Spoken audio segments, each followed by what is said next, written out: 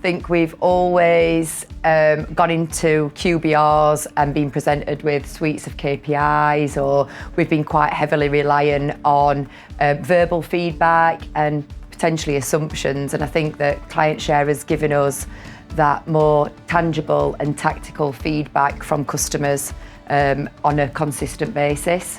And we can really delve into it, understand, where we need to improve on contracts, and it's a really non-confrontational way of obtaining feedback from customers post QBR.